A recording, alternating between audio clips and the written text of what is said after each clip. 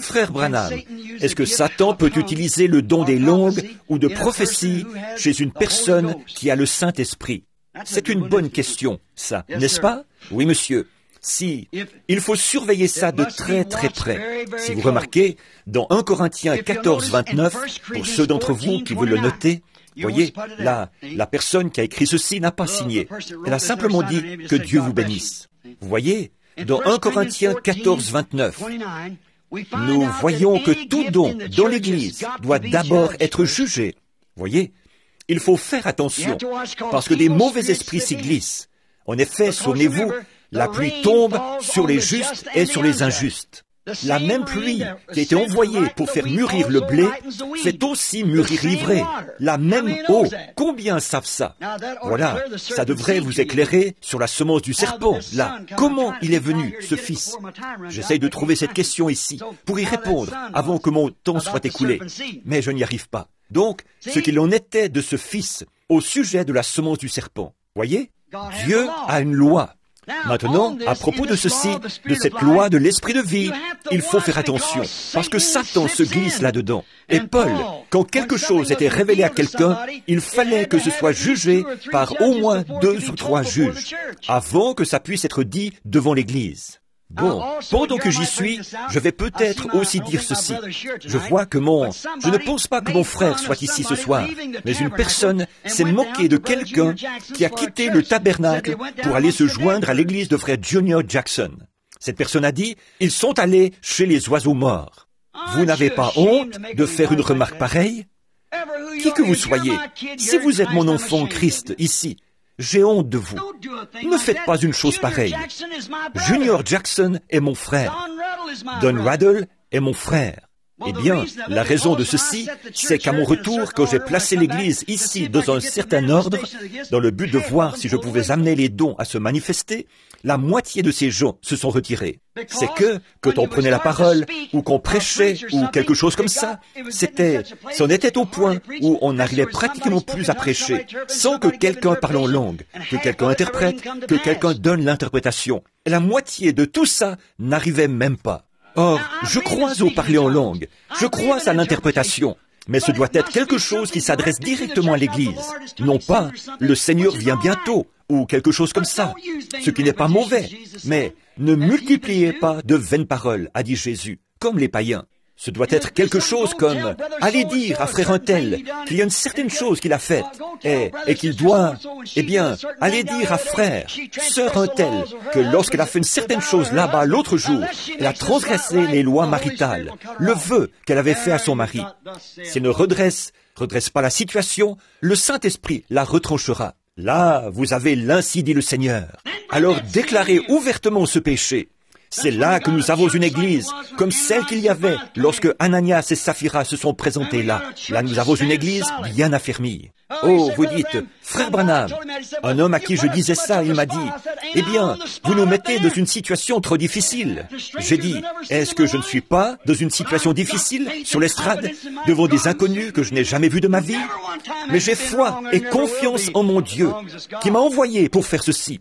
Et pas une seule fois, ça n'a été faux. Et ça ne le sera jamais non plus. Pour ça, il faut que ce soit Dieu. C'est vrai. Pas le parler en langue et ces choses-là. Je crois que ces langues et les gens qui ont ces dons-là, s'ils sont de vrais, d'authentiques chrétiens et qu'ils ont cela à cœur, ils vont se réunir entre eux et donner leur langue et leurs interprétations et voir ce qu'ils peuvent faire pour l'avancement du royaume de Dieu. Ils ont un ministère qui leur est propre, mais celui-ci n'est pas à sa place ici au milieu de l'auditoire, où on traite avec les pécheurs et tout. La Bible dit, ils diront que vous êtes illettrés. Parfois, ils deviennent tellement irrespectueux dans ces choses et tout, pas un autre groupe à nous. Mais je les ai laissés faire pendant quelque temps. J'ai dit, ayez l'œil là-dessus. Bon, j'ai dit aux frères, il y a des témoins de ça ici qui sont au courant. J'ai dit, laissez. Au bout de quelque temps, nous verrons si c'est de Dieu ou pas. S'il ne peut pas supporter le châtiment, alors c'est un enfant illégitime. C'est exactement ce que dit la Bible. Et quand le châtiment est venu, qu'est-ce qui s'est passé? Est-ce que je vous avais dit ça il y a longtemps? Voyez, demandez au pasteur ici. Il disait, qu'en est-il de ceci et de cela? J'ai répondu, laisse donc, ce sont des bébés. Nous ne pouvons pas juger ça.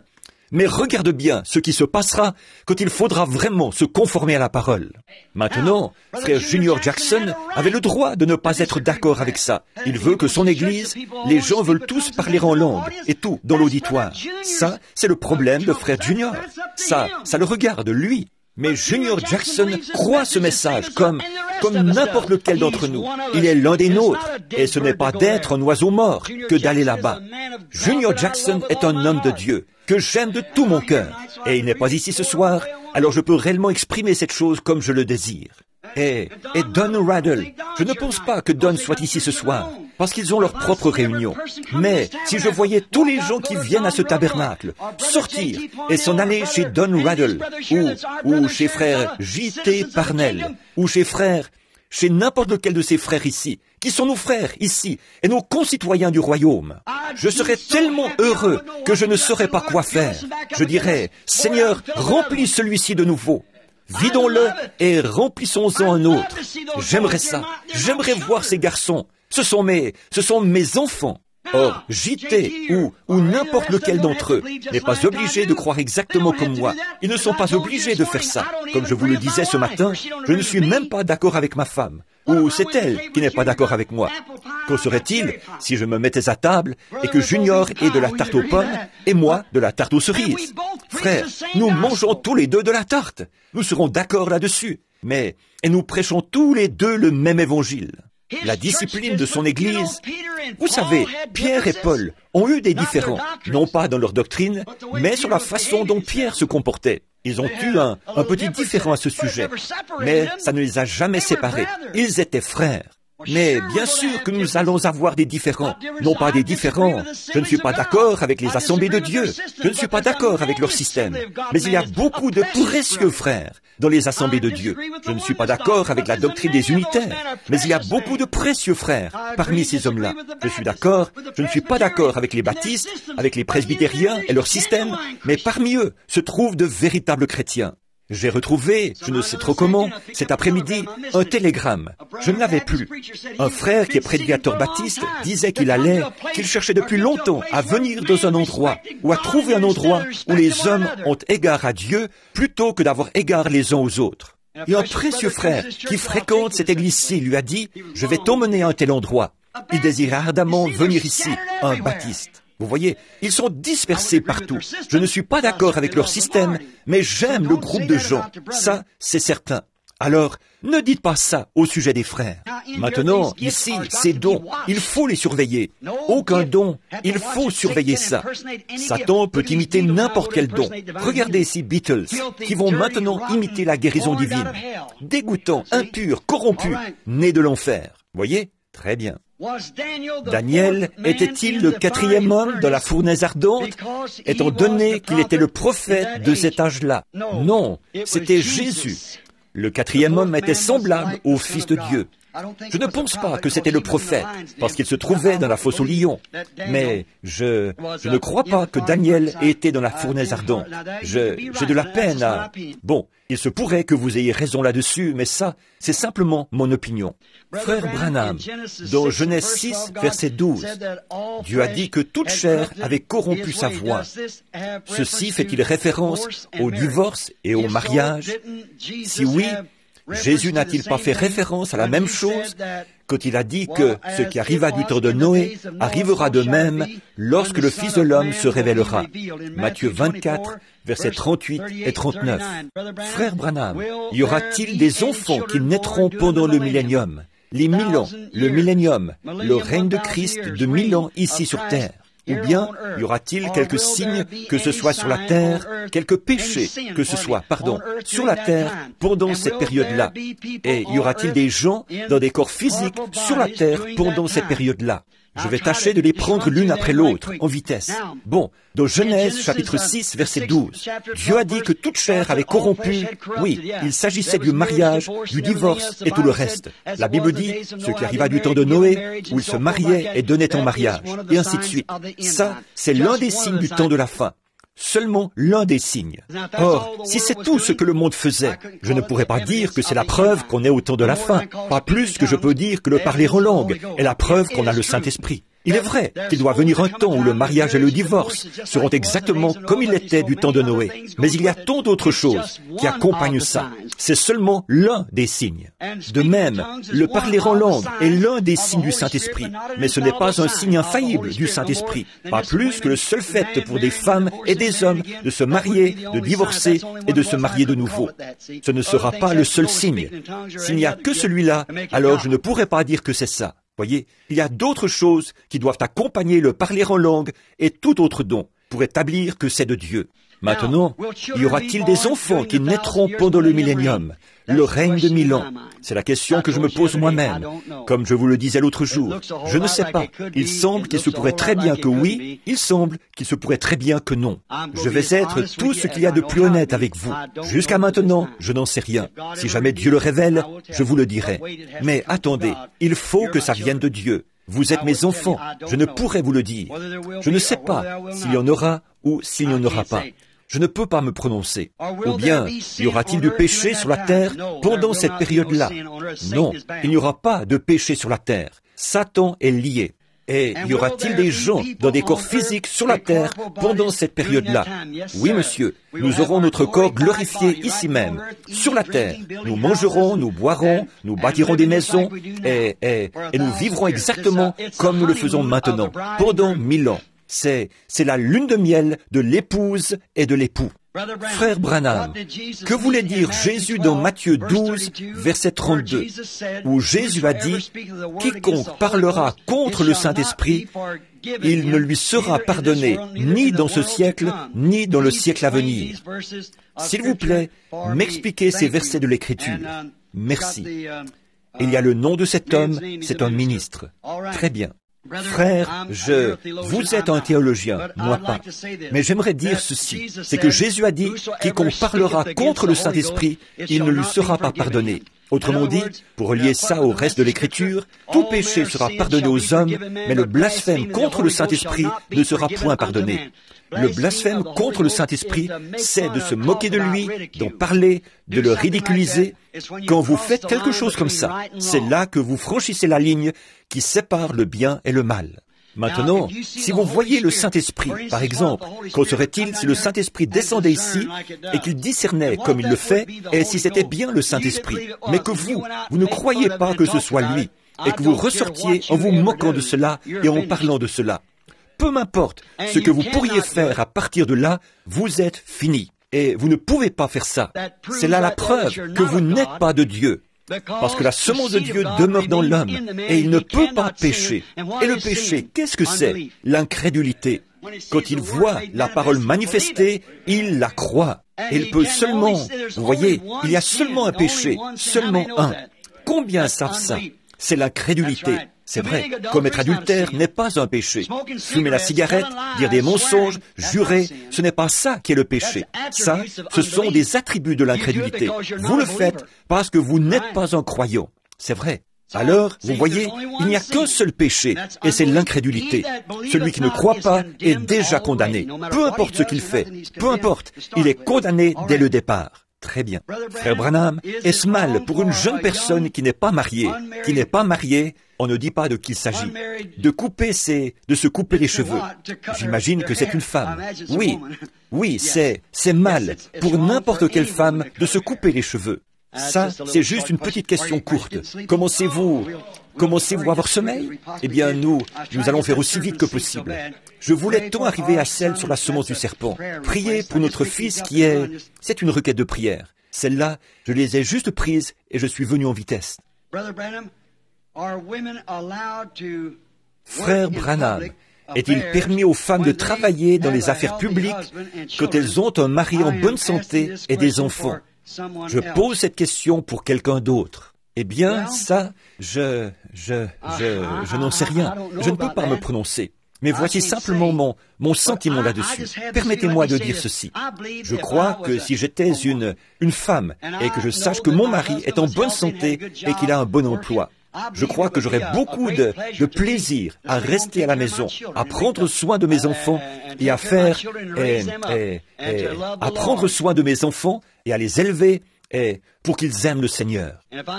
Et si j'avais du temps libre après la lessive et mes autres tâches, Je pense que j'apprendrai à mes enfants à servir le Seigneur. Maintenant, si vous avez une dette ou que vous essayez d'aider votre mari à payer quelque chose ou une certaine chose que vous devez faire, ça, eh bien, je pense que c'est en ordre. Si vous voulez essayer de l'aider et que vous vous conduisez comme une dame, ce n'est pas facile, je pense. Aucun homme de bon sens ne désire que sa femme se retrouve dans un groupe là où il y a un tas d'hommes vulgaires, grossiers et ce genre de choses-là. Mais si la femme est obligée de se retrouver là-dedans, je pense que son mari devrait savoir qu'elle est une véritable chrétienne, à qui on peut faire confiance, une femme digne de confiance. Mais bon, de dire qu'elle ne doit pas travailler, ça, je ne sais pas. Vous voyez, il n'y a aucun passage de l'Écriture sur lequel appuyer ça. Je vous fais simplement part de mon opinion. Mais je pense que si une femme veut travailler, et qu'elle veut travailler, or, ce qui est certain, c'est que je suis contre le fait que des femmes travaillent dans ces bureaux, où il y a tous ces hommes d'affaires qui se conduisent mal et qui racontent des histoires sales. Et qu'une femme propre et distinguée soit assise là, au milieu de tous ces propos obscènes et grossiers. Je suis contre ça. Je pense que vous devriez sortir de ce genre de choses. Mais bon, si une femme peut se conduire comme une vraie dame et qu'elle essaie d'aider son mari à payer des vêtements aux enfants pour aller à l'école ou à régler une facture ou quelque chose comme ça, et qu'elle veut travailler jusqu'à ce que ce soit réglé. Maintenant, ce n'est pas le Seigneur, parce que je n'ai aucun passage de l'Écriture à l'appui. Je vous exprime simplement mon opinion à moi.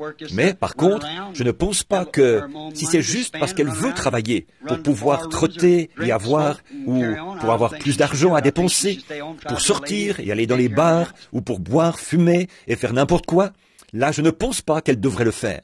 Je pense qu'elle devrait rester à la maison et essayer d'être une vraie dame et s'occuper de son foyer. Si Jésus dans un deuxième... Non. Si on en est un deuxième mariage où les deux personnes sont divorcées, là, ce R-E-P-E-N, repentance. La repentance suffit-elle ou faut-il dissoudre le mariage pour être en ordre? Si on en est un deuxième mariage où les deux personnes sont divorcées, je pense que j'ai déjà répondu à ça. Voyez? Oui, j'y ai déjà répondu. Où les deux personnes c'est tout simplement que je voudrais bien que nous n'ayons pas à traiter de ces choses, les amis. J'ai des amis qui sont assis ici dans cet auditoire, et je le sais. Ça m'arrache presque le cœur de dire ces choses-là. Mais je dois les dire, voyez. Et le monde est dans un tel état de corruption. Une pauvre petite femme qui fait une erreur et épouse un alcoolique, et ça finit comme ça. Ou un pauvre homme qui a épousé une prostituée sans le savoir, et les voilà liés à cette femme-là ou à cet homme-là, aussi longtemps qu'ils vivront. Ça, c'est horrible. Le mariage est une chose sacrée. Souvent, des jeunes qui sont pécheurs vont se lancer là-dedans et faire ce genre de choses. Après quoi, ils se demandent ce qui est en train d'arriver là. Je crois que si le Seigneur me permet d'expliquer comme il faut ce sujet du mariage et du divorce, ça éclaircira beaucoup de ces choses. Tout ça, c'est... Nous voyons pourquoi ne pouvons-nous pas vendre notre maison. Merci. Nous... P.S. Nous avons prié et jeûné pour qu'elle se vende, mais jusqu'ici sans résultat. Eh bien, frères ou sœurs, ils n'ont pas signé, mais qui que vous soyez, bon, si vous essayez de vendre votre propriété et que vous avez fait ce que vous désirez la vendre pour probablement en acheter une autre, ou pour faire je ne sais quoi. Si votre objectif est bon, que vous essayez d'acheter une maison, si vous avez des enfants ou quelque chose comme ça, que vous voulez qu'ils aient une maison qui convient mieux, ou quelque chose comme ça. Je ne sais pas de quoi il s'agit, mais je vous dirai ceci, si vous essayez de la vendre et que vous jeûnez pour essayer de la vendre, alors remettez cette chose au Seigneur et n'y pensez plus. Voyez? Parce qu'il se pourrait que vous alliez vous installer ailleurs et que ça ne soit pas ce qu'il faut. Voyez, si vous êtes un chrétien et que vous vous confiez dans le Seigneur, ce que vous êtes certainement, sinon vous ne seriez pas là à jeûner et à prier. Voyez, alors je remettrai simplement la chose au Seigneur. Dites, maintenant Seigneur, quand ce sera le moment que tu auras choisi pour qu'elle se vonde, tu nous enverras un acheteur. À ce moment-là, la chose a été remise entre les mains du Seigneur, ne vous en occupez plus et continuez votre chemin. Je crois que ça va marcher. J'accélère un peu là parce qu'il ne me reste plus beaucoup de temps. Frère Branham, est-ce mal pour une femme de se friser les cheveux? J'ai déjà répondu à ça. Bien sûr, ça m'est égal. Ça, seulement, gardez-les longs. Voyez, je sais que je ne dis pas ça pour plaisanter avec vous, les jeunes filles. Voyez, c'est quelque chose de sincère. Vous voulez savoir et vous me le demandez. Vous avez confiance en moi. Sinon, vous ne me le demanderiez pas. Et moi, j'ai confiance en vous, sœur. Je crois que si je vous disais quelque chose, vous le feriez. Je ne peux pas appuyer ça sur l'écriture. Si vous voulez, si vous n'avez pas une jolie chevelure bouclée et que vous êtes une femme, vous voulez être belle pour votre mari, pour votre petite amie ou quelque chose comme ça, je ne peux rien vous dire. Pour ce qui est de vous friser les cheveux, ou comment est-ce qu'ils ont appelé ça? De les teindre, ou quelque chose comme ça. Je n'ai rien à dire là-dessus. C'est à vous de décider. Voyez, c'est tout simplement entre vous. Demandez simplement au Seigneur ce qu'il faut faire. Il vous le dira. Parce que moi, j'essaie d'expliquer les choses par l'Écriture. Voyez? S'il vous plaît, expliquez 1 Corinthiens 13, 8 à 12. Maintenant que la parole parfaite a été restituée à l'Église, ces versets sont-ils accomplis? Je pense que je viens de parler de ça, n'est-ce pas? Et quand ce qui est parfait sera venu, ce qui est partiel disparaîtra. Paul a dit, quand je parlerai les langues des hommes et des anges, et que je ferai toutes ces choses. Mais quand ce qui est parfait sera venu, or, y a-t-il quelque chose qui soit parfait à part Dieu? Non, monsieur. Dieu est-il ce qui est parfait? Au commencement était là, et la parole était avec Dieu, et la parole était Dieu. La parole est toujours Dieu. Voyez? Très bien. Quand ce qui est parfait est venu, ce qui est partiel disparaît. Frère Branham, est-ce mal d'avoir les cheveux taillés en brosse? Je suppose que c'est un homme. Je l'espère. C'est qu'il y a des femmes qui font ça. Certainement. Une fois, j'étais dans l'autobus, à l'époque où j'étais garde-chasse de l'État ici. Je m'en allais, j'étais assis là, et un homme parlait comme ça. Il portait une casquette de soudeur, et je causais avec lui. Et il était là, à fumer une cigarette, ses lunettes de soudeur relevées comme ça. C'était juste ici, près de Sellersburg. Et comme j'étais assis là, à causer avec le type en question, il a dit quelque chose. Et nous nous sommes tous mis à rire. Je lui ai tapé sur la cuisse et j'ai dit, « Ah, mon gars, celle-là, c'est bien la meilleure, hein ?» J'étais là comme ça et tout à coup, une femme qui était assise en face a dit, « Dis donc, Ruth, est-ce que tu vas ?» Elle portait des bleus de travail, elle était grande et costaude comme un homme. Elle était assise là, elle fumait une cigarette, et on rejetait la fumée par le nez. Je pensais que c'était un homme. Elle parlait d'avoir laissé tomber un chalumeau à acétylène et d'avoir fait quelque chose, frappé quelqu'un sur la tête et fait tomber un certain truc. Elle s'est mise à rire. J'ai ri aussi, et je lui ai donné une bonne tape sur la cuisse. Je pensais que c'était un homme. Je ne voyais pas la différence. On ne peut pas les distinguer. Et la Bible dit, toute femme qui porte un vêtement d'homme, c'est une abomination. Voilà. Non, frère, si vous voulez avoir les cheveux taillés en brosse, je vais vous dire, attendez seulement d'avoir à peu près mon âge. Vous les aurez. Alors, il n'y a pas de mal à ça. Ce n'est pas ce que j'ai voulu dire, mon ami. Soyez bénis. Si vous croyez que Frère Branham vous dit la vérité, je ne pense pas que Dieu dise quoi que ce soit au sujet de la coiffure de l'homme, pourvu qu'il se coupe les cheveux. S'il laisse pousser ses cheveux pour qu'ils soient longs comme des cheveux de femme, la Bible dit que c'est une honte pour l'homme de faire ça. Mais maintenant, si vous, tant que vous avez vos cheveux et que vous êtes un jeune garçon, et je sais que j'ai beaucoup parlé de ça, et vous, les Ricky, avec vos cheveux taillés en brosse, et tout, comme ça, et ces choses-là, mais pour moi, c'est juste une façon de parler. Voyez, je ne pense pas que Dieu accorde l'importance à la façon dont l'homme se coupe les cheveux, pourvu qu'il les coupe, parce que son chef à lui, c'est Dieu. Mais le chef de la femme, c'est l'homme. C'est pourquoi elle doit, et si elle se coupe les cheveux, elle déshonore son chef. Alors, on devrait divorcer d'une femme déshonorante, sans défaire. Pas vrai? Donc, si une femme se coupe les cheveux, son mari possède un droit absolu, selon la Bible, de la répudier pour mauvaise vie. C'est une personne déshonorante. Combien savent que c'est la vérité? C'est ce que dit la Bible, parce qu'elle déshonore son chef. Personne ne devrait vivre avec une femme déshonorante. Frère Branham, quand Ésaïe parlait aux filles de Sion, ou parlait je pense qu'il voulait dire parlait des filles de Sion, au sujet des bourses est de se friser les cheveux et qu'au lieu de cheveux bouclés, il y aurait une tête chauve, qu'au lieu de...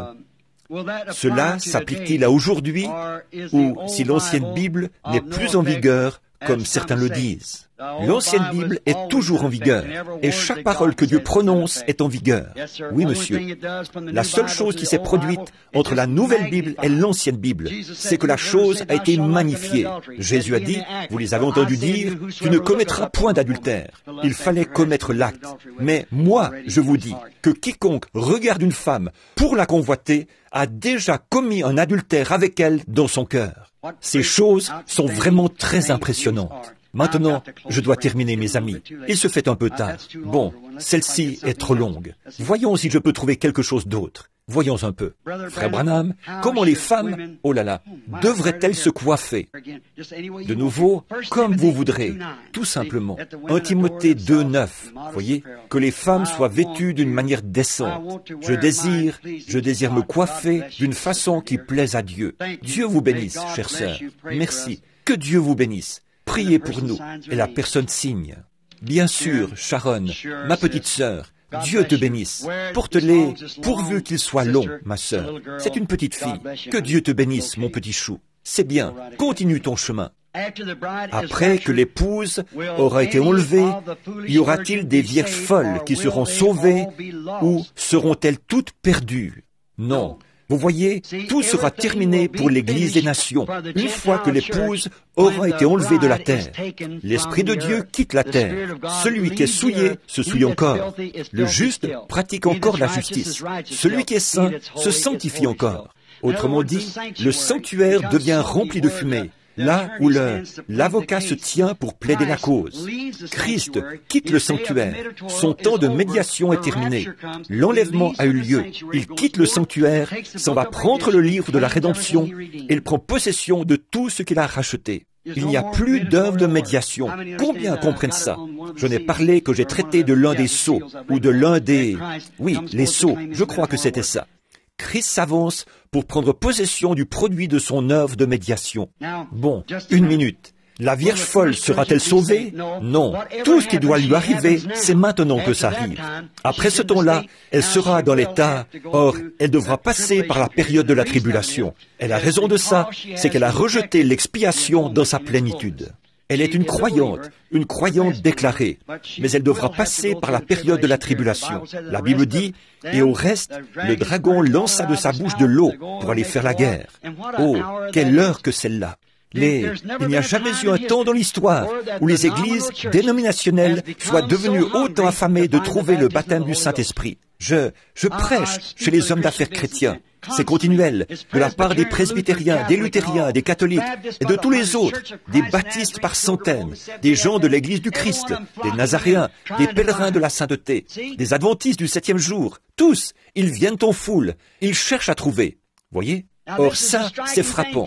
S'il vous plaît, ne prenez pas ça comme une doctrine, mais comprenez-vous ce que les Écritures ont dit qu'il se produirait quand ça arriverait? Le temps serait terminé. En effet, regardez, il y avait 7 vierges, ou 10 vierges, qui étaient allées à la rencontre de l'époux.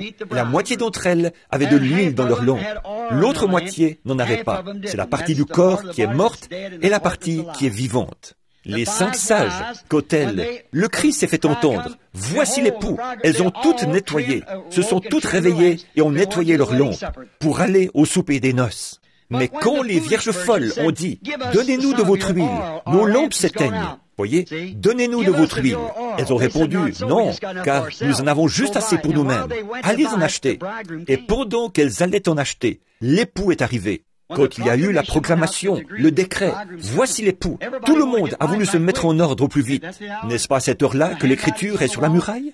Oh, nous voulons le baptême du Saint-Esprit, nous voulons ceci, cela ou autre chose. Mais pendant qu'elles allaient en acheter, l'époux est arrivé. Les sages sont entrés et elles ont été laissées dehors, là où il y aura des pleurs, des gémissements et des grincements de dents. J'ai de très belles questions ici, qui rejoignent celle-là.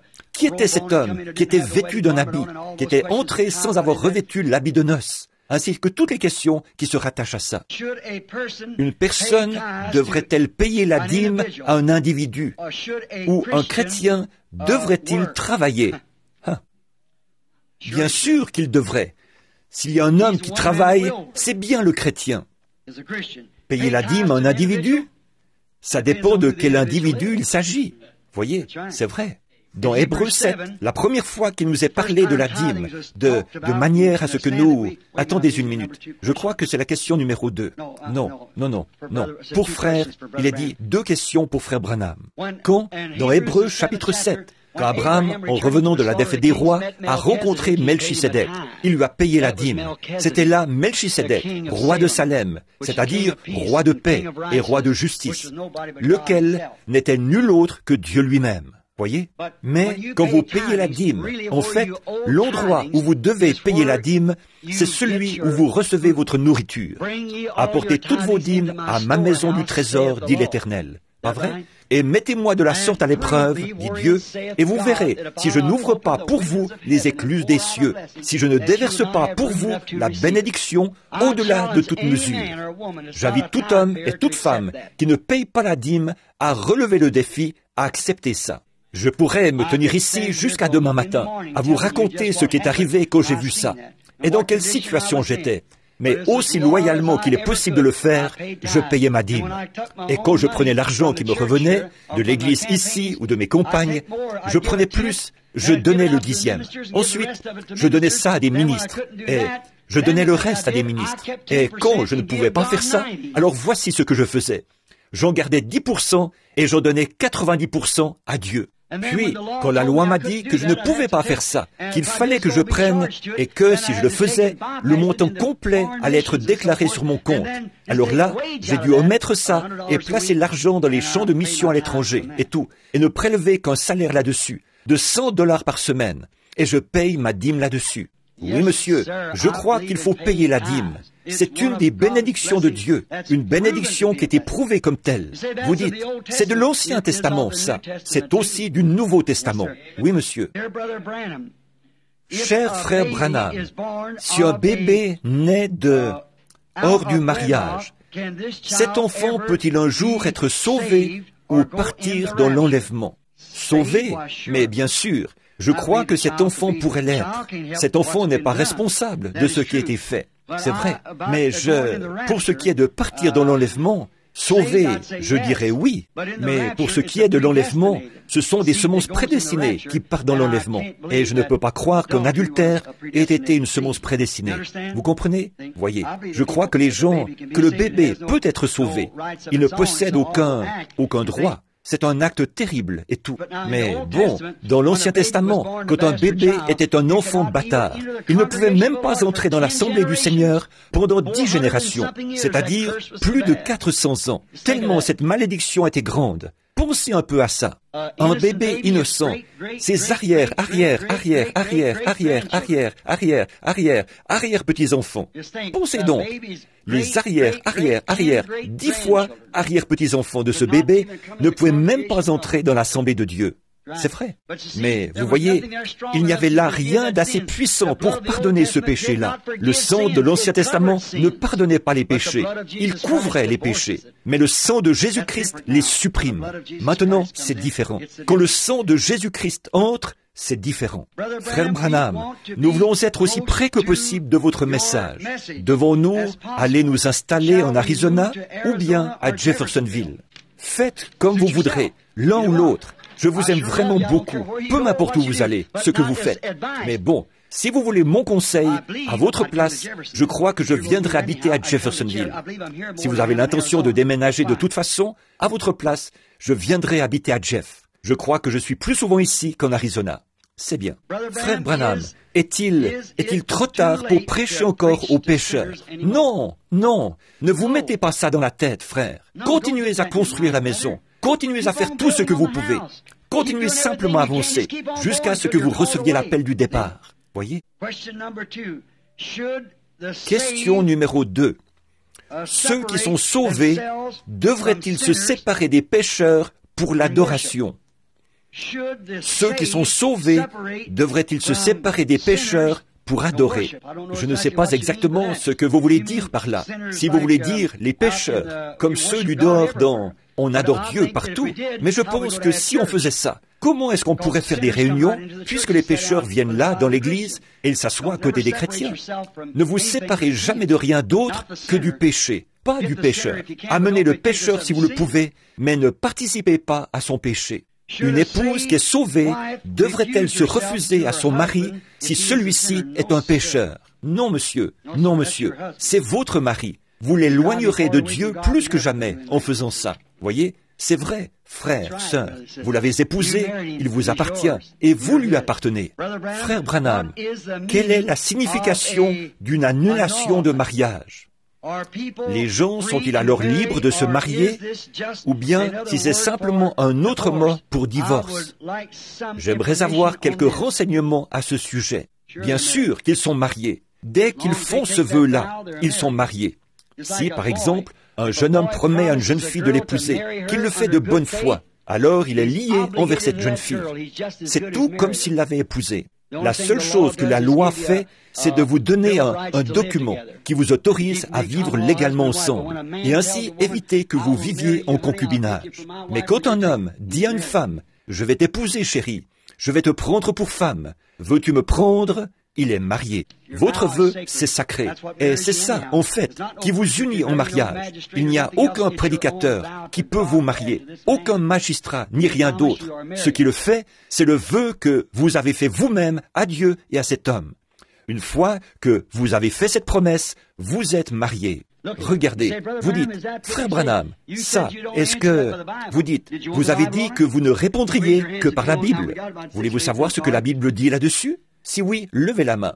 Maintenant, nous avons environ 6 à 8 minutes. Bien. Joseph, son époux, qui était un homme de bien. Son fiancé, qui était déjà appelé son époux.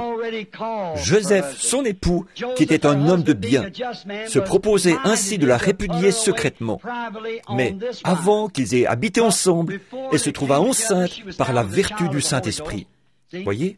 Et l'ange du Seigneur lui apparut en songe et dit, « Joseph, fils de David, ne crains pas de prendre avec toi Marie, ta femme, déjà mariée. » Il lui avait déjà fait cette promesse. Et vous, jeune femme, si vous avez promis à ce jeune homme de l'épouser, vous êtes tenu de le faire. Si vous en épousez un autre, après avoir été tenu de faire ça, alors vous...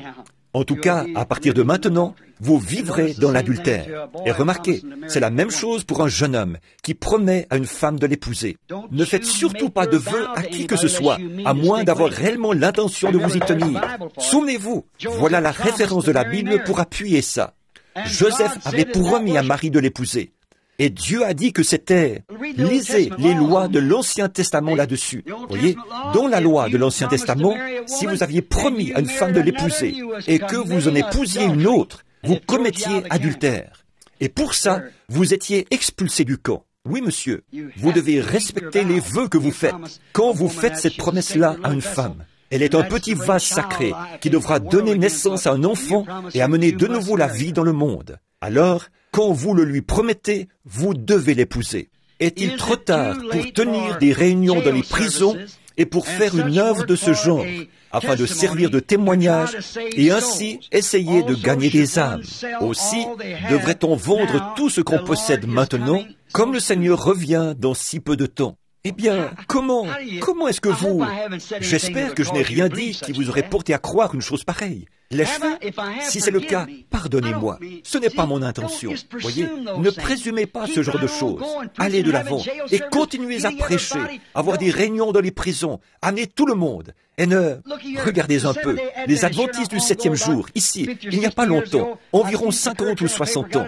J'ai vu ça dans le Courier Journal. Je l'ai quelque part dans une malle. Un grand article dans le Courier Journal. Là, ils avaient déployé ces espèces d'ailes.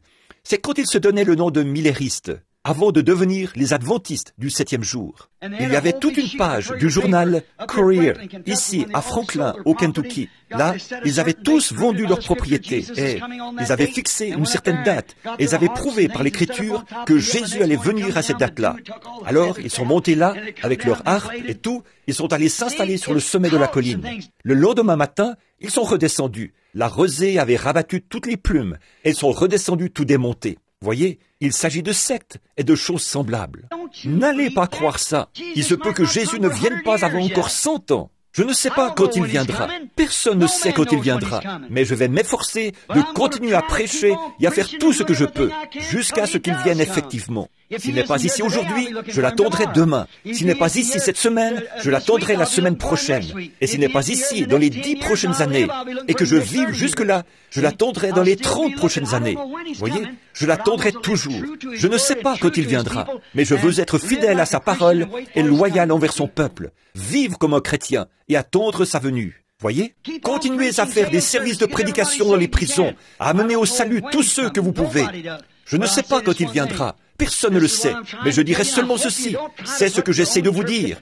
Et j'espère que vous ne cherchez pas à ajouter votre interprétation personnelle. Je ne réprimande pas cette personne-là. Que Dieu vous bénisse, frères, sœurs, qui que vous soyez. Il me semble que c'est quelqu'un qui n'est pas d'ici, parce que c'était sur une carte postale qui venait, je crois, de Denver, de le Colorado. Et oui, de Pikes Peak, dans le Colorado. Alors il se peut que ce soit quelqu'un qui l'ait envoyé par la poste. Mais c'est tout à fait en ordre. Ils pourront peut-être se procurer la bonde.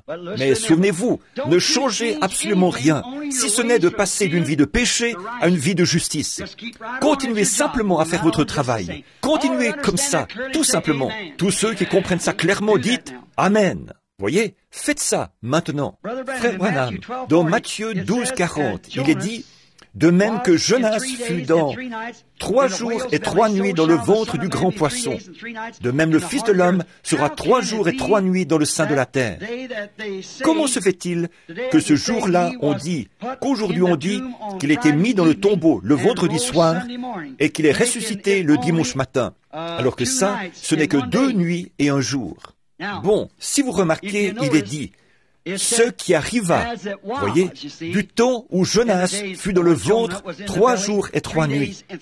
C'est dans l'intervalle de 3 jours et 3 nuits.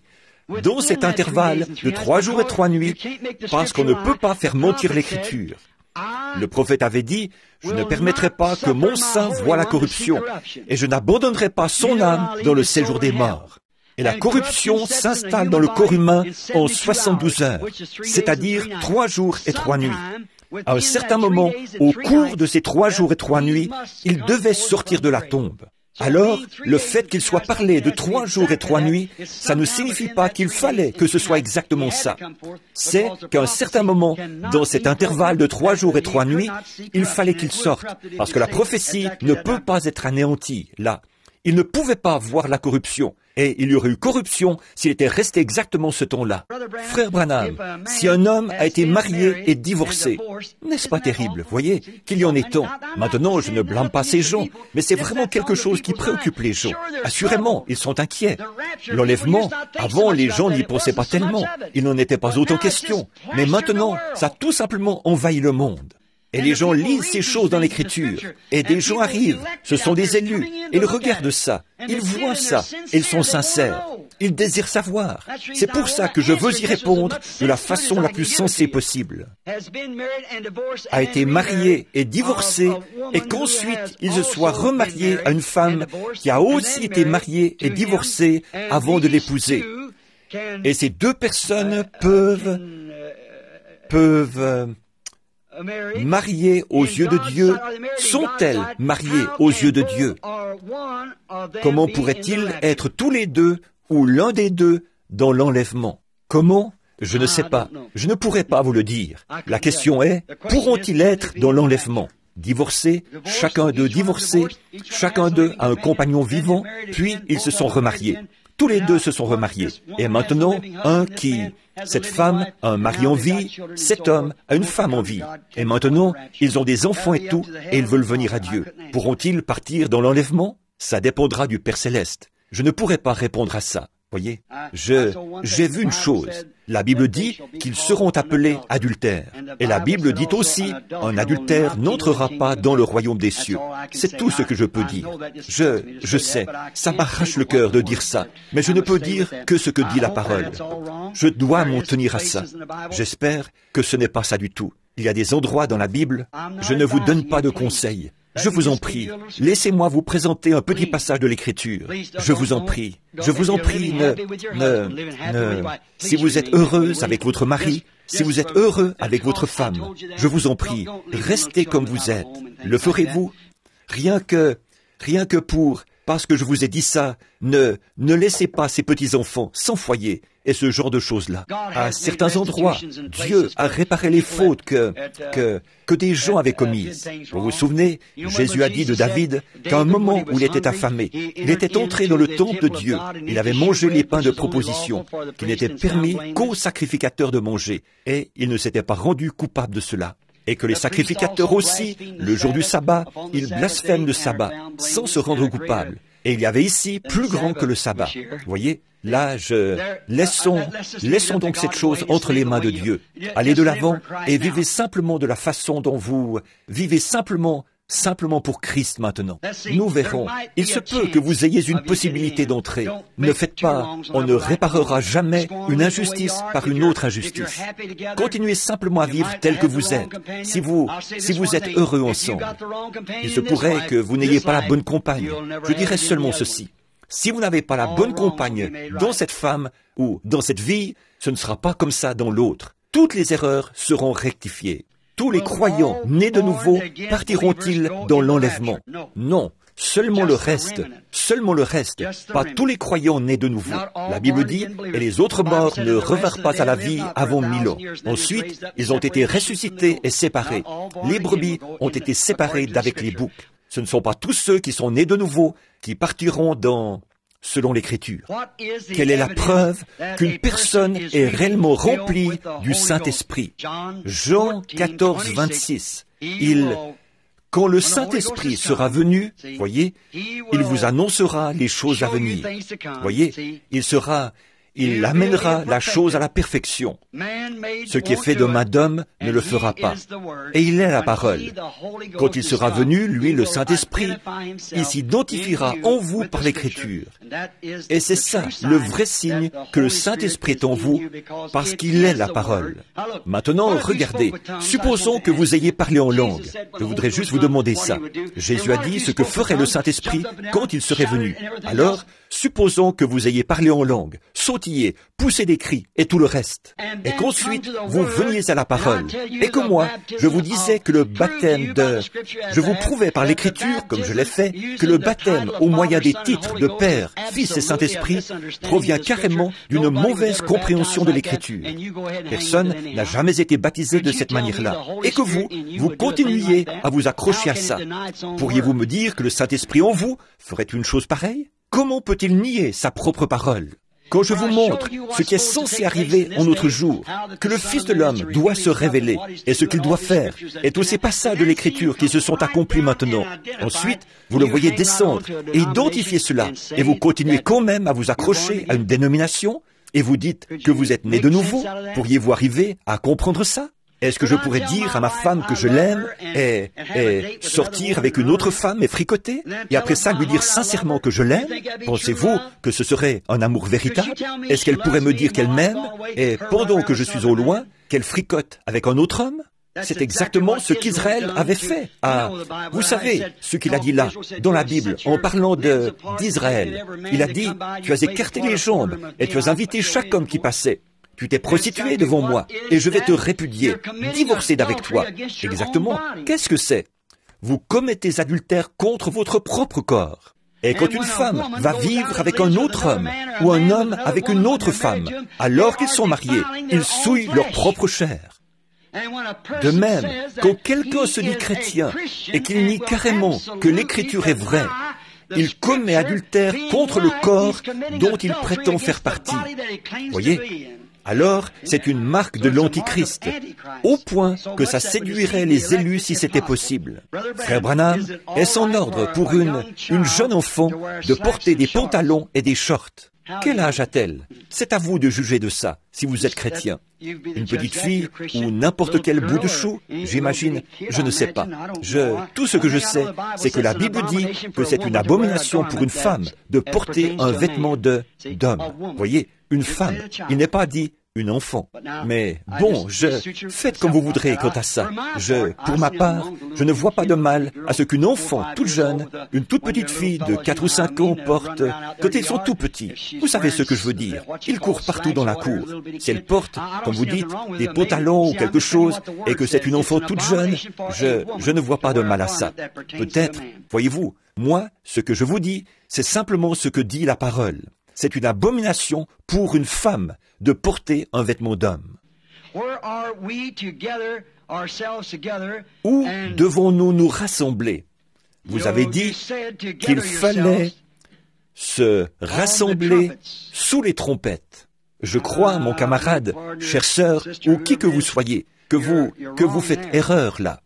Je n'ai jamais dit qu'il fallait se rassembler sous les trompettes. J'ai dit qu'Israël se rassemblait sous les trompettes, non pas l'épouse des nations. Non, non. Les trompettes, les 7 trompettes qui sonnaient, c'était pour rassembler Israël. Combien savent ça? De tous les endroits du... Oui, non pas... Non, non, non, non, non, pas Israël. Alors ce n'est pas... Nous ne nous rassemblons pas sous les trompettes avec... l'épouse ne le fait pas. Les trompettes viennent après la fête de la Pentecôte. Voyez, l'enlèvement vient. Et ce n'est pas... Bon, cette question-ci, maintenant. Frère Branham, si vous avez le temps, s'il vous plaît, expliquez Matthieu 10, 41. J'aimerais savoir ce qu'est une récompense de prophète. Bon, eh bien, Jésus a dit, quiconque reçoit un prophète en qualité de prophète recevra une récompense de prophète. Une récompense de prophète, c'est d'être un ami du prophète. Quiconque reçoit un juste en qualité de juste recevra une récompense de juste. Pas vrai? Et s'ils veulent savoir ce qu'est une récompense de prophète, c'est d'être un ami du prophète. Voyez, c'est une récompense. Il est votre ami. Comme pour la Sunamite, ça pourrait vous être utile un de ces jours. Voyez, ça l'a été pour elle. Voyez, observez les serviteurs de Dieu. Oh là là, maintenant il me faut vraiment terminer. Et mon ami, ça me coûte beaucoup de le faire. Mais regardez-moi tout ça. Regardez tout ce qu'il y a. Il y en a des centaines. Non, mais je sais, mais vous voyez, j'apprécie que vous disiez ça. Mais je pense à ces pauvres gens qui ont encore des centaines de kilomètres à faire en voiture ce soir. Oh, il y en a simplement, il y en a tant. Là, Frère Branham, je voudrais savoir ce qui concerne le millénium. Est-ce après le souper des noces ou est-ce sur la terre? Tout à ce sujet. Je ne comprends pas ce qu'il en est. Eh bien, frère ou sœur, j'ai moi-même de la difficulté à le comprendre. Mais tout ce que je peux dire, c'est ceci. Le souper des noces vient avant le millénium. Or, vous voyez, quelqu'un, je sais qu'il y a ici quelque part une question là-dessus, où il est dit, Frère Branham, vous êtes dans l'erreur à propos des 70 semaines de Daniel. Il reste encore 70 semaines. Non, le Messie devait venir et prophétiser. Et au milieu des 70 semaines, c'est-à-dire 7 ans, il devait être retranché des vivants et offert en sacrifice. Combien se souviennent de ça? Très bien. Combien d'années alors Jésus, le Messie, a-t-il prêché? 3 ans et demi. Donc, il y a encore 3 ans et demi de fixé. Et dans Apocalypse, au chapitre 11, ces 2 prophètes prophétisent pendant 1260 jours. Il y a encore 3 ans et demi qui ont été promis à Israël une fois que l'épouse des nations sera partie. Combien comprennent ça maintenant? Voyez? Très bien, très bien.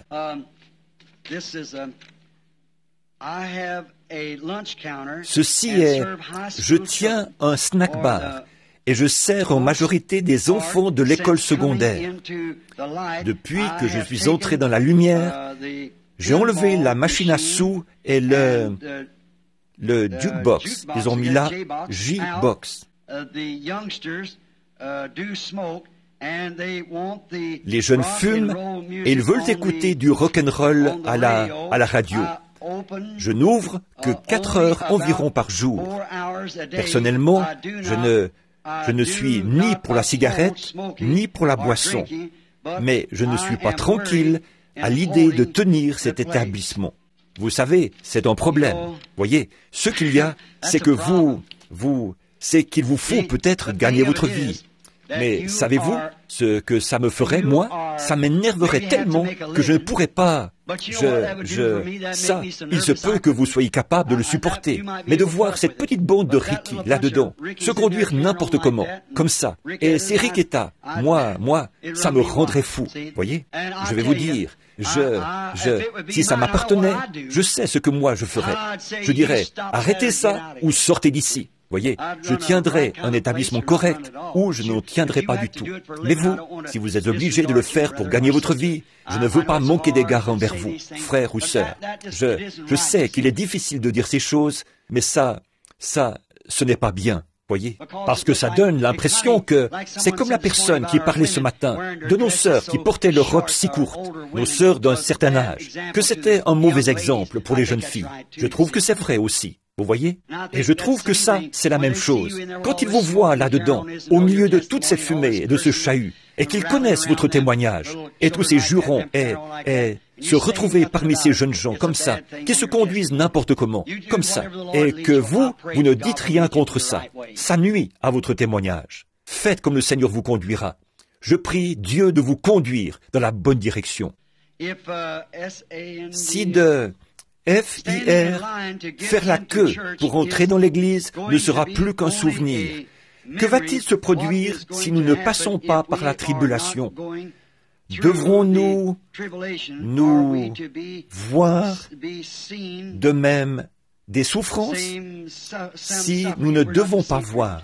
Voyez, cette question, c'est probablement ceci.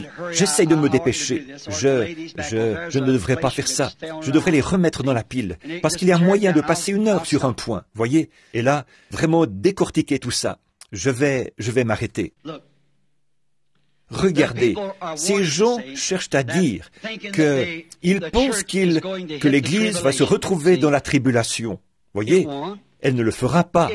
Elle ne le peut pas, voyez, parce qu'elle est déjà rachetée. Or, l'Église, les croyants de nom, comme Lot, lui, il passe par la période de la tribulation, voyez. Il sera sauvé, mais comme au travers du feu. Noé a passé par la période de la tribulation, porté au-dessus d'elle. Il en est ressorti avec Cam, qui a pollué la terre de nouveau, voyez. Lot en est ressorti. Ses propres filles ont couché avec lui. Il a eu des enfants de ses propres filles. Voyez? Mais Abraham a produit la semence royale, a produit la semence de la promesse. Enoch s'en est allé dans la gloire, dans l'enlèvement. Il a fait une petite promenade et s'en est allé à la maison. Il n'a jamais passé par la période de la tribulation. Vous voyez? Voilà. Voyez? C'est la Bible. Elle ne le peut pas, selon un type. Et les types ne peuvent pas faillir. Voyez? Elle ne prédit pas que l'épouse, par contre, l'Église, elle passera par la période de la tribulation. Maintenant, les gens disent, qu'en est-il des saints de l'époque primitive? Ça, c'était au changement des dispensations. C'était à l'époque de la persécution. Si vous étiez ici pour entendre les âges de l'Église et voir comment ils sont entrés dans cette période de ténèbres et qu'il fallait qu'ils le fassent, et alors, ça montre qu'il fallait qu'ils subissent cette persécution, parce que chacun des âges de l'Église et tout commençait à montrer qu'ils s'enfonçaient de plus en plus dans les ténèbres, jusqu'à ce que finalement, ils en arrivent à renier complètement son nom et à prendre un autre nom, qu'ils faisaient vivre, et ils étaient morts, Sardes. Ensuite, il a eu Thyatire et Sardes. Ensuite, on en est venu à Philadelphie, et ainsi de suite. Après quoi est venu le temps de l'appel à sortir pour l'épouse, qui devait échapper à toute condamnation. Elle a été estimée digne d'échapper à toute la condamnation et à toute la colère qui doit venir sur la terre. Que vous soyez estimé digne d'y échapper. Non pas de passer par ça, mais d'y échapper. Voyez? Est-ce que tout le monde comprend maintenant? Voyez? L'Église, les tièdes, tous, sauf l'épouse élue, passeront par la période de la tribulation. Ils ne ressusciteront pas à la première résurrection. Les autres morts ne revinrent pas à la vie avant 1000 ans. Uniquement l'épouse désignée d'avance, prédestinée, élue, ceux que Dieu lui-même a élus. Qui est-ce, frère Branham? Je ne sais pas, je ne pourrais pas vous dire qui c'est, mais je sais qu'ils y seront, parce que le Seigneur l'a dit. Voyez? Ce sont ceux qui s'élèveront au-dessus de la tribulation. mais les autres passeront par la tribulation. Ils périront, et tout sera tué avant le millénium. Alors les justes entreront dans le millénium, et ils vivront pendant 1000 ans. Après les 1000 ans, vient alors le jugement du grand trône blanc. Et c'est là que les morts, les justes aussi bien que les injustes, ressuscitent. Les livres sont ouverts, et le livre de vie a été ouvert. Et les saints, l'épouse et l'époux, s'assoient et jugent le monde. Et alors s'accomplit cette parole, et il jugera toutes les nations avec une verge de fer. Toutes les nations comparaîtront devant lui, là, et il les jugera avec une verge de fer. Il séparera les brebis d'avec les boucs, et il dira aux boucs, retirez-vous, et aux brebis, venez, vous qui êtes bénis de mon Père. Bon, après ça, il y aura un rassemblement du camp des saints sur la surface de la terre. Satan est relâché de sa prison. Il va de nouveau faire la guerre aux saints, exactement comme il l'avait fait dans la gloire au départ. Alors Dieu fait pleuvoir des cieux du feu et du soufre, et la terre entière se retire comme elle est entièrement brûlée et détruite. Et il ne reste plus de mer, plus d'eau, plus rien sur la terre. Il y aura des éruptions volcaniques. Ça va jaillir, éclater et exploser. Et la chose entière, puis je vis un nouveau ciel et une nouvelle terre, car le premier ciel et la première terre avaient disparu, et la mer n'était plus. Moi, Jean, je vis descendre du ciel, d'auprès de Dieu, la ville sainte, préparée comme une épouse qui s'est parée pour son époux. Vous vous souvenez de ça? Et dans cette épouse, voici le tabernacle de Dieu est avec les hommes, et Dieu habitera avec eux sur cette ville qui forme une pyramide de 2400 kilomètres de côté. Et au sommet de cette ville, il y aura une lumière. Amen. Oh, cette ville sur la montagne de Sion. Étranger, pourtant je l'aime. Je vous rencontrerai dans ces âges, quand j'atteindrai cette ville sur la colline. Au sommet de la montagne de Sion se tiendra l'agneau, et la ville n'aura pas besoin de lumière, car l'agneau est son flambeau, et au-dessus de l'agneau, il y aura le Père, qui est le Logos, Dieu, la grande lumière, la lumière éternelle, qui brillera juste au-dessus du trône. Et Jésus ne sera pas sur le trône de son Père, il sera sur son propre trône.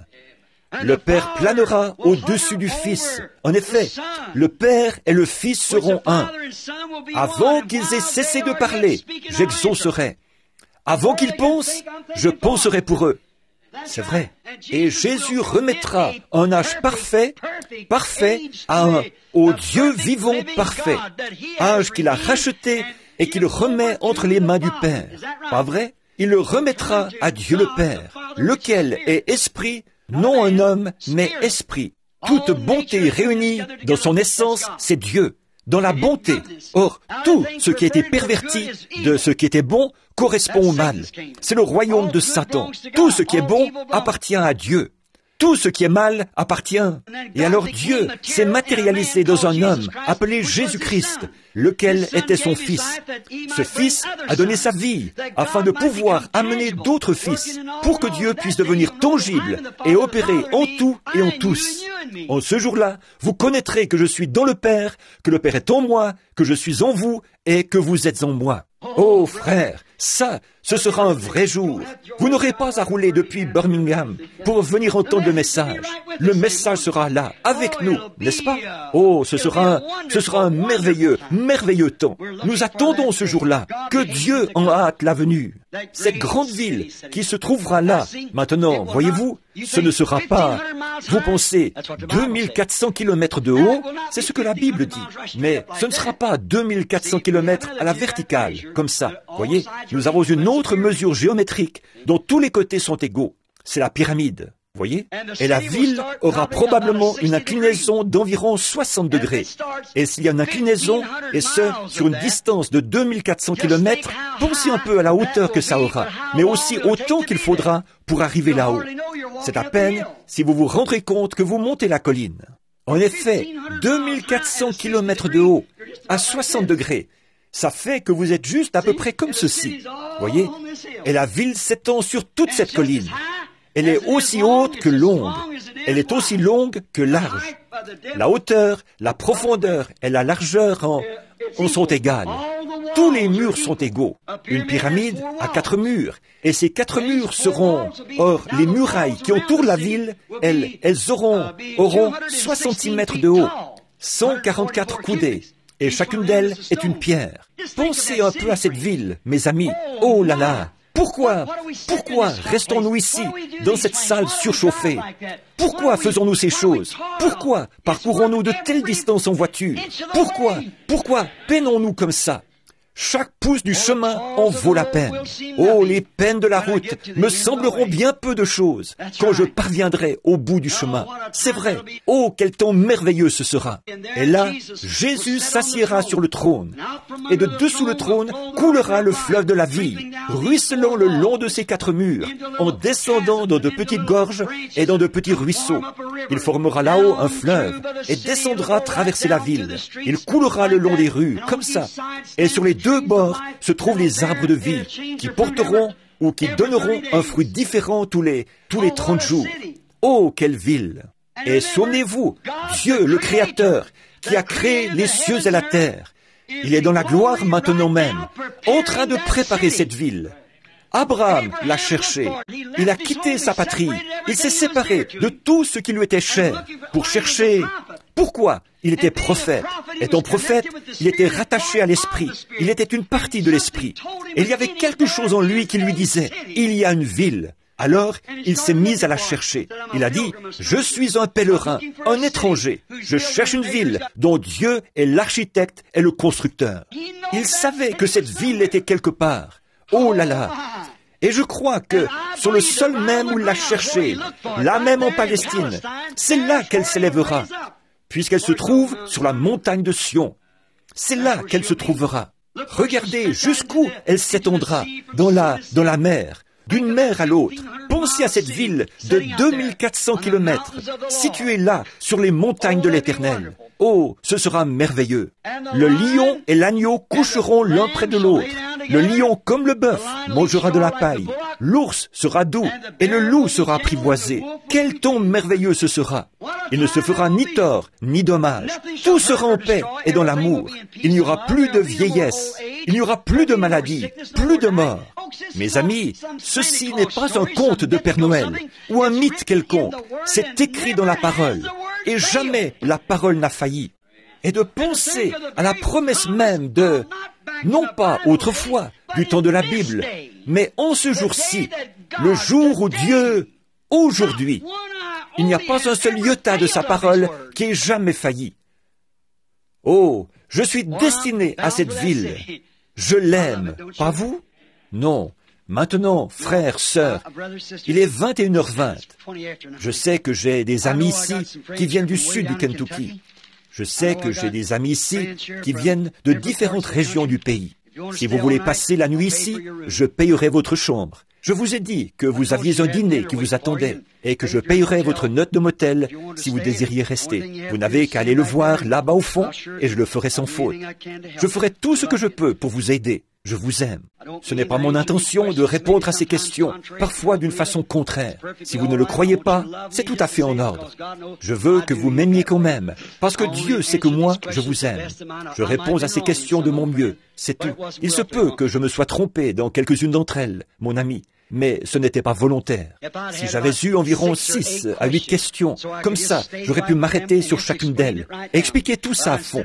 Mais plutôt que de les prendre rapidement, là, je n'ai quelques-unes à propos du mariage et du divorce. J'avais pensé répondre à quelques-unes d'entre elles. Je n'arrivais plus à en trouver, ici, en les prenant. Mais j'ai des questions très importantes ici. Des questions très importantes. Je veux y répondre pour vous, si je le peux. Maintenant, si vous habitez dans les environs, appelez Billy mercredi. Je saurai d'ici là si je serai de retour. Je prierai cette semaine. Mais j'ai un tas d'entretiens privés. Oh, une pile à peu près comme ça. Et j'en ai presque autant que ça en Arizona, dont je devrais m'occuper un de ces jours, quand je le pourrai. Ce sont des gens qui sont vraiment malades. Quelques-uns d'entre eux ont des problèmes et ne savent vraiment pas quoi faire. des maris et femmes qui ont des problèmes. Et quelques-unes des questions qu'il y avait ici, il a fallu les transformer en entretien privé, parce que je ne pouvais pas lire ça devant l'auditoire, ce que les gens disaient là, à propos de leur mariage, et ce genre de choses-là. J'ai donc demandé à Billy d'aller voir qui c'était et de les appeler pour leur dire que nous allons simplement leur accorder un entretien pour que je puisse leur en parler. Certaines sont très sérieuses, et ce sont des questions auxquelles il faut répondre. Je suis ici pour essayer de vous aider, parce que je vous aime. Vous êtes mes enfants que j'ai engendrés à Christ. Je réclame chacun de vous. Je vous réclame ce soir. Je vous réclame tout le temps. Je vous réclame sans cesse, et ce, comme mon frère et ma sœur. Vous êtes mes enfants. Je suis votre père dans l'Évangile. Non pas votre père, comme il en serait d'un prêtre. Je suis votre père dans l'Évangile, comme Paul le disait là. Je vous ai engendré à Christ, et là, je vous fiance à Christ, c'est-à-dire que je vous engage envers Christ, comme une vierge pure. Ne me décevez pas, ne me décevez pas. Restez une vierge pure. Comment y arriverai-je, frère Branham? Tenez-vous-en strictement à la parole. Menez une vie sans tache, pure.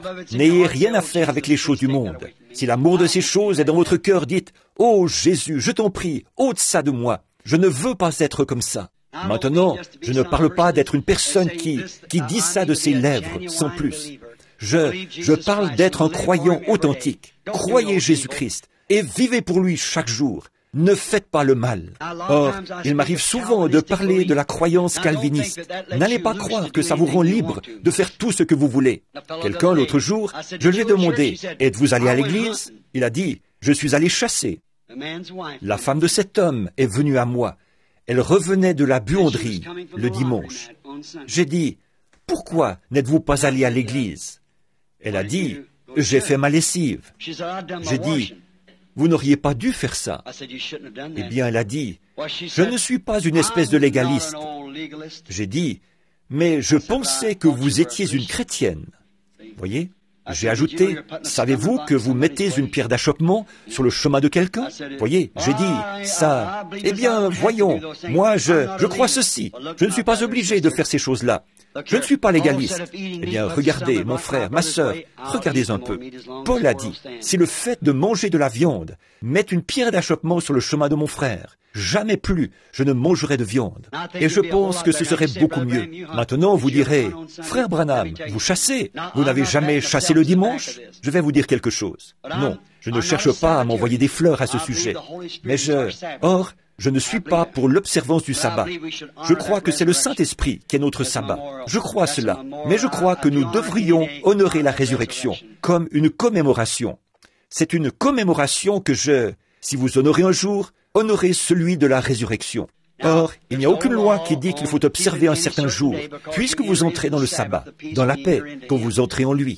J'ai là-dedans cette question, à laquelle je répondrai de toute façon très bientôt, si le Seigneur le veut, au sujet de ce qu'est le jour du sabbat. J'expliquerai ça, Dieu voulant. Maintenant, remarquez, souvenez-vous de ceci. Voyez, quand j'étais un jeune garçon, ici, sur la route, là où Ice habitait, j'avais à peu près 14 ans. Je chassais à la trappe pour gagner de quoi vivre. La seule chose que je pouvais faire pour nous aider à avoir du pain à la maison, c'était de capturer des moufettes, des rats musqués et des opossums. J'aimais chasser à la trappe. Et il fallait que je le fasse. J'allais à l'école en sentant la moufette. Je n'avais aucun rechange de vêtements. C'est tout ce que je pouvais porter. C'est tout ce que j'avais. Maman les enlevait, les lavait, puis je les remettais. Et c'est comme ça, donc, que j'allais à l'école quand j'étais jeune. Mais j'étais là-bas un soir, j'ai dit, j'ai des trappes de placer là-bas, près de chez Watton, plus haut que chez lui. Je partais chaque matin vers 2 heures avec une lanterne pour vérifier ces trappes. Puis je revenais à temps pour aller à l'école. J'attrapais un lièvre, on m'en donnait 15 cents. Avec ça, j'achetais une boîte de cartouches. Et peut-être qu'avec celle-ci, je pouvais tuer 3 ou 4 lièvres. Quand il nous manquait de quoi préparer des petits pains, des lièvres, et de la sauce pour le souper, alors j'en vendais un autre. Et peut-être que je retirais assez d'argent pour acheter du pain, ou de la semoule, ou de la farine pour faire de la sauce. Je ne sais pas si vous avez dû vivre comme ça ou non. J'installais dans la rivière des lignes dormantes. J'allais chercher ces poissons et je les vendais 10 cents la livre. J'installais mes lignes dormantes. Je n'avais pas de bateau. Je nageais jusque-là en me tenant à un tronc d'arbre. J'entrais dans la rivière, qui était encore froide. Je mettais mon seau d'appât là, sur le tronc d'arbre. Et comme ça, je le poussais devant moi tout en nageant, comme ceci, mon corps nu dans la rivière. Et je faisais le tour de J'avais une corde ici, sur mon côté, pour y attacher mes poissons, et ces espèces de poissons-chats qui me frôlaient la jambe de leurs nageoires, pendant que j'avançais, comme ça, et j'allais mettre mon appât. Mais regardez, bien des soirs, je suis allé dans cette rivière, à 23 heures, et je secouais la ligne pour enlever tous les morceaux d'appât. Si je ne pouvais pas en attraper suffisamment en 6 jours, je ne voulais pas de celui qui serait venu le 7e jour. Je me suis trouvé là, sous la pluie. Un soir, je me revois encore debout, appuyé contre... J'étais un pêcheur, mais j'étais debout, appuyé contre le montant de la porte, comme ceci. Oh, il pleuvait à torrents. Il était presque 23 heures. J'ai dit, je serai en retard ce soir, mais je vais aller détendre chacune de ces trappes. Je ne l'attraperai pas le jour du sabbat. J'ai dit, je n'installerai pas ces trappes. Dieu a honoré ça. Je me rappelle cette époque. J'ai toujours désiré, toute ma vie, j'ai désiré être chasseur. Mon grand-père en était un. Vous savez, ma grand-mère venait des réserves indiennes. Elle touchait une pension. J'aime beaucoup la vie au grand air. Et je me rappelle que j'ai toujours désiré, toute ma vie, j'ai désiré. Je me disais que si je pouvais gagner assez d'argent pour posséder une carabine de calibre 30-30, que si jamais j'y arrivais, alors je me procurerais beaucoup de trappes. J'irai dans les montagnes et je laisserai le monde à lui-même. Je me disais, peut-être qu'un jour, si je m'exerce avec ma 22 pour être un bon tireur, peut-être qu'un jour, un chasseur voudra que je l'accompagne. Si j'arrive à être un assez bon tireur, il me permettra de l'accompagner pour le protéger. Comme ça, je pourrai aller chasser. Je regarde, et là, accroché à mes murs, il y a les meilleures carabines que l'on puisse acheter. Si bien que je peux en prêter aux gens pour aller à la chasse. Ils me laissent aller prêcher dans les montagnes, et des guides, qui sont parmi les meilleurs du monde, m'emmènent à la chasse, gratuitement. Grâce étonnante, qu'il est doux le son. Quand même ce matin, un vieux chasseur de cerfs, ici quelque part, avait une Remington de calibre 35. Je n'avais pas réellement besoin de cette carabine, mais il a passé son bras autour de moi, et il a dit qu'il se faisait trop vieux pour chasser. Je veux te donner ma carabine. J'ai pensé à ça, au temps où j'étais un jeune garçon. Oh, si j'avais pensé qu'un jour j'allais posséder une carabine comme celle-là. Oh là là, qu'est-ce que ça aurait été? Et maintenant, je pense à ça. Ces bonnes carabines accrochées là à mon mur, et les endroits où je peux aller chasser. Je me souviens quand je sortais et que les garçons achetaient des cornets de glace. Et parfois, certains d'entre eux avaient une pièce de 5 cents de plus. Et ils m'en achetaient un. Oh, mais moi, je ne pouvais pas leur en acheter un en retour. Je me disais, et il leur arrivait d'acheter ces espèces de, ce que nous appelons des hamburgers de gamins des rues. Je ne sais pas si vous ici, vous vous souvenez de ça ou pas. À part quelques-uns d'entre vous, les vétérans, on se procurait ça pour 5 cents. Et il y avait beaucoup d'oignons frits avec ça. Oh, que j'aime ça. Quand j'étais petit, nous n'avions que du pain de maïs et de la mélasse comme nourriture. Vous savez ce que c'est. Alors, quand quelqu'un m'achetait un de ces hamburgers-là, oh là là, je m'en léchais ensuite les doigts. C'était si bon. Et je me disais, oh, cet homme-là, si je pouvais seulement lui acheter un hamburger. Et maintenant, je peux payer le souper à toute une église. Je me souviens de toutes ces choses. Et d'où cela est-il venu?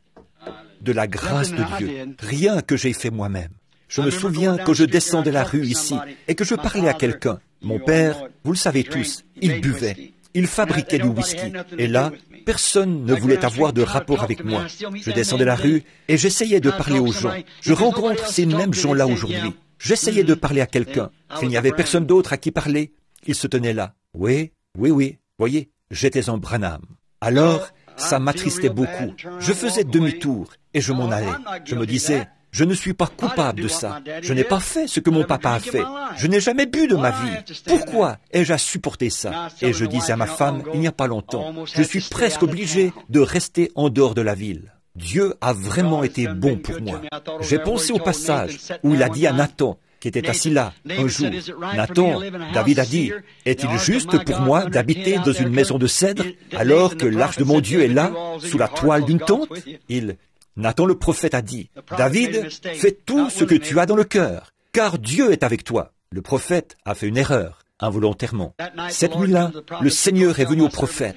Il a dit, va dire à mon serviteur David, je l'ai pris au pâturage, quand il faisait paître quelques brebis là-bas, et je lui ai donné un nom comme celui des grands hommes qui sont sur la terre. Il n'a jamais dit qu'il lui avait donné le plus grand nom. Il lui a simplement donné un nom comme celui des grands hommes qui sont sur la terre. J'ai fait toutes ces choses pour toi, David. J'ai retranché tes ennemis partout où tu es allé. Je me suis tenu à tes côtés. Je ne t'ai jamais fait défaut, et je ne te ferai pas défaut. Mais je ne peux pas te laisser construire la ville. Je pensais à ça, à la position que Dieu m'a fait atteindre maintenant, avec son aide, et au fait qu'il m'a fait connaître de grands hommes, et m'a donné de faire le tour du monde, et des gens de toutes les parties du monde, qui appellent pour me demander d'aller prier pour eux, et des malades, et ils désirent passer quelques minutes avec moi. Alors qu'il y a quelques années seulement, ils ne voulaient même pas se tourner. Ils détournaient la tête pour ne pas avoir à me regarder dans la rue. Et maintenant, les hommes d'affaires prospèrent à cause des gens que j'amène dans la ville et que je reçois ici. Ceux-ci vont manger et logent dans leurs établissements, motels et tout. Ils vont au motel et un peu partout dans la ville et tout. Des gens qui... Ces gens ne m'aimaient pas du tout. Personne n'avait besoin de moi. Et maintenant, avec l'aide de Dieu, je crois que je dirige l'épouse de Jésus-Christ. Oh, grâce étonnante! Qu'il est doux le son! D'où cela provient-il? De mon instruction? Je n'en ai pas. D'où cela provient-il? De ma personnalité? Je n'en ai pas. Est-ce venu de ma connaissance en théologie? Je n'y connais rien. D'où est-ce venu? De la grâce de Dieu qui m'a sauvé. La grâce, à mon cœur, a appris la crainte.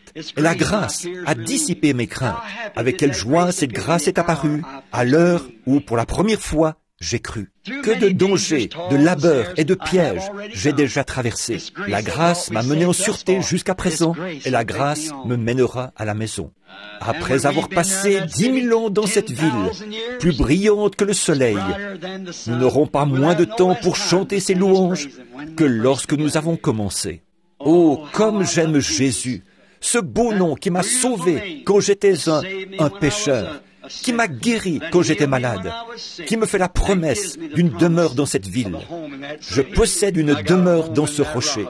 Rien d'autre ne compte maintenant, si ce n'est de rassembler tous les enfants de Dieu et de dire « Allons-y, l'heure est en train de sonner, minuit, il est plus tard que nous le pensons, prions. »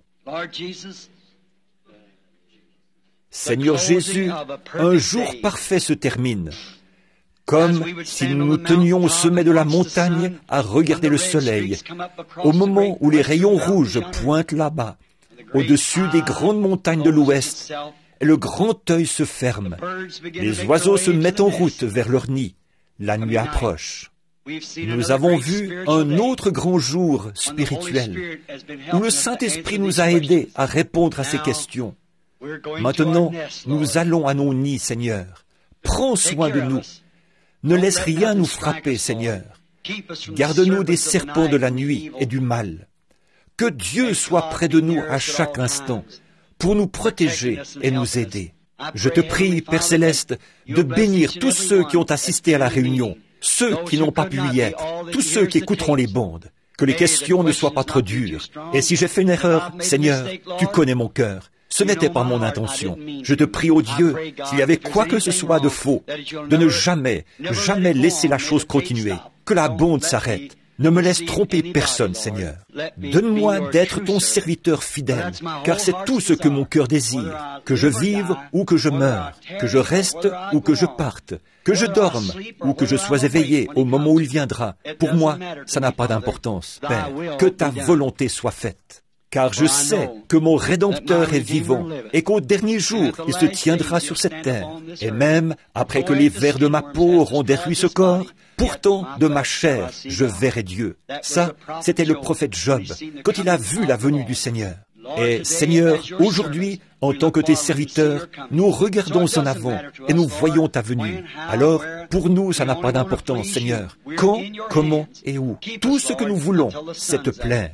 Nous sommes entre tes mains. Garde-nous, Seigneur, jusqu'à ce que le soleil se soit levé. Accorde-le, et alors nous marcherons tous vers Sion, cette ville où l'agneau est la lumière. Voici mes chers petits-enfants, Seigneur, que je t'ai engendrés par les liens de la Bible. Ils sont le fruit de cette parole. Ils m'aiment et je les aime. Et je sais que tu nous aimes tous. Nous te prions, ô Dieu, de nous imprégner à tel point de ta parole que nous ne pourrons voir que lui. Accorde-le, Seigneur. Puissons-nous être si pleins de sa parole que l'Esprit puisse nous utiliser n'importe où, à n'importe quel endroit, pour manifester n'importe laquelle des paroles qu'il a promises. Veuille nous l'accorder à tous. Ici, sur cet auditoire, c'est mon frère Jackson. Retourne maintenant là-bas, en Afrique du Sud. Accompagne-les, lui et sa femme. Sois avec eux, Seigneur. Guide-les pendant leur voyage. Voici frère Livell, qui est en train d'écrire, de mettre par écrit chaque parole que je dis, pour essayer de faire le livre. Oh Dieu, aide frère Vail et sœur Vail. Voici ses frères qui viennent de l'Arkansas. Et les frères Martin, et tous ces autres frères. Je te prie d'être avec chacun d'eux sans exception.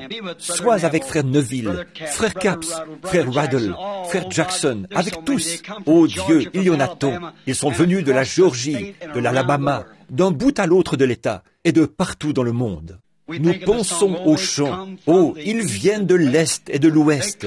Ils viennent de lointains pays. À la fête de notre roi, manger à sa table. Il les a invités à se nourrir de lui. Que ces pèlerins sont bénis. Contemplons son saint visage, brillant de l'amour divin, participant de sa grâce, les joyaux de sa couronne. Ô Dieu, puissions-nous tellement briller comme des joyaux de sa couronne, de sorte que les autres voient et qu'ils brûlent de le servir. Accorde-le, Seigneur. Protège-les tout le long de la route. Bénis-les tous. Et Père, au temps fixé par toi, je suis ton serviteur. Si tu veux que je continue ces questions la semaine prochaine ou que je m'occupe des entretiens, révèle-le-moi, Seigneur, et fais-le-moi savoir d'ici à mercredi, de manière que nous soyons au clair. Accorde-le, Père, et comme ça les gens pourront venir. Et je te prie d'accorder cette bénédiction, que tu nous aides et que tu sois de nouveau avec nous ici, lors de notre prochaine réunion. Sois avec frère Neville et avec ces hommes qui apportent la parole, tout là-bas au Texas, et en Arkansas, et à différents endroits. Sois avec eux, Père. Frère Peregrine et tout le groupe là-bas. Et sois avec eux tous, Seigneur. Ce sont tes petits-enfants, tout autour du monde. Ils attendent ta venue. Aide-nous, Père, nous t'en prions. Alors que nous nous en remettons à toi, au nom de Jésus, utilise-nous. Amen.